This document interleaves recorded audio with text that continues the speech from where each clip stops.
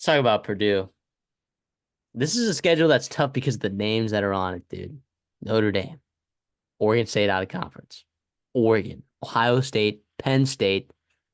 I mean, come on. What are we doing Not here? I not mean, that's a tough ideal. schedule.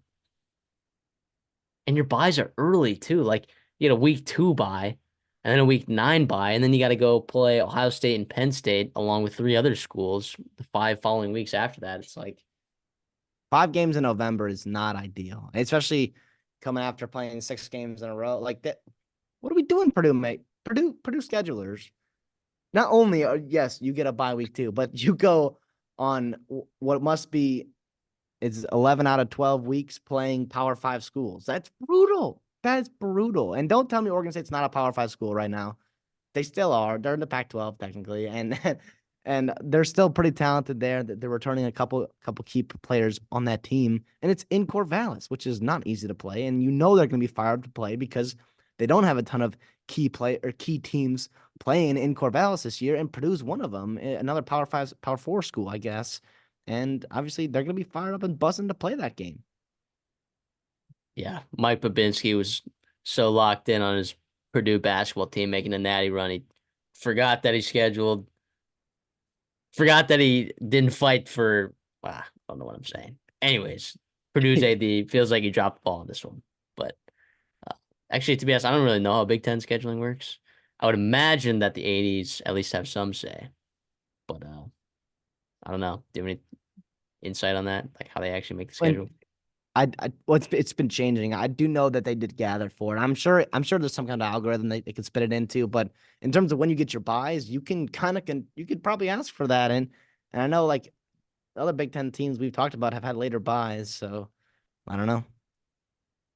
Yeah, and it's a tough schedule. Ryan Walters. I thought he actually overperformed my expectations last year. Again, they didn't really play all that well. I thought Hudson Card was better than I thought he was going to be. I don't think he necessarily played up to his full potential, but this is just a tough schedule. Like, what are you going to do about it? You're out of conferences, Notre Dame and Oregon State. Yeah, okay, Indiana State, sure, go win that ball game, right? But then like overall, man, like it's a tough draw in the Big Ten here when you draw Oregon, Ohio State, and Penn State. Draw all three of those. Plus Wisconsin, Illinois are on the road. Plus, like you're four of four of your probably 5 most winnable games are on the road. I mean, Wisconsin, Illinois, Michigan State, Indiana. I guess you call it Nebraska winnable game too. I guess so. Was it 4 of 6? Whatever it is. The tough dynamic here, dude. It's a tough dynamic here for Purdue. I don't love the schedule for them, man. To me, I'm seeing 5 teams that are going to be probably power rated in the top 20, and that is brutal. And a couple of those games on the road, and then even you mentioned like your winnable games, Illinois, Indiana on the road, and that's kind of not a good recipe. That's a recipe for disaster for Ryan Walters in year 2, who, like you mentioned, quietly a little bit more impressed than I thought I was going to be, especially with the development on the offense side of the ball. I think defensively was always going to take a little bit of time. Losing Nick Gordon is brutal, is absolutely brutal. I know you as an Aggie love that for you guys, but you bring in some guys from Georgia.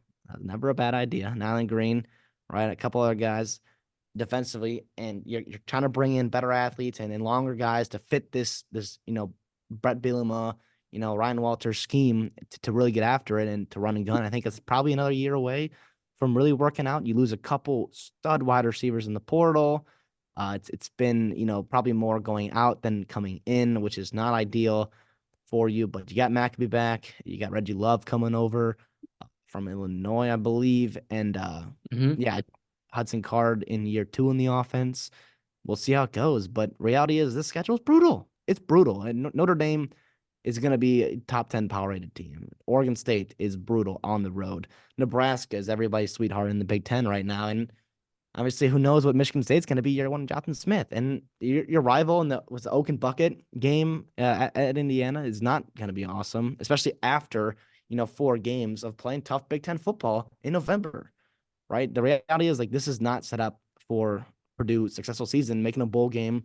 and all this stuff. Their over and win total is, I believe it's 4.5, 5.5, and it's I don't know. I think it's pretty good, but it's also might be too high because at least I don't see it going over. Absolutely. Yeah, that brutal, man. Absolutely brutal for you Purdue fans. I'm so sorry.